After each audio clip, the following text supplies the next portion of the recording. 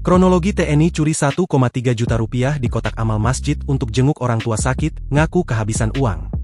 Perjalanan Pratu Saifona Fahdil, prajurit yang bertugas di Batalion Infanteri 203 Area Kemuning Kota Tangerang, Banten ke Aceh dengan niat menjenguk orang tua yang tengah sakit membuatnya dipenjara selama 3 bulan.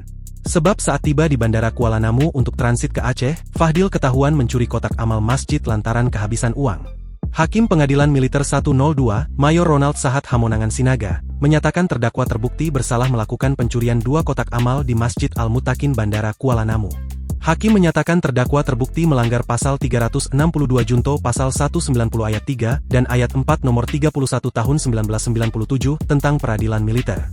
Menyatakan perbuatan terdakwa telah terbukti secara sah melanggar tindak pidana pencurian seperti pasal 362 KUHP, pidana penjara 3 bulan 18 hari, kata Hakim, Senin, 10 November 2025. Juru bicara Pengadilan Militer 102 Medan, Mayor Wiwit Arianto, menceritakan awalnya terdakwa Fahdil mendapatkan kabar jika orang tuanya sakit. Fahdil kemudian pulang dari Banten menuju Bandara Kuala Namu, untuk kemudian menuju Aceh. Dalam perjalanan uangnya habis, karena uangnya kurang sehingga timbullah inisiatif terdakwa ini mendapatkannya di kotak amal, kata Wiwit.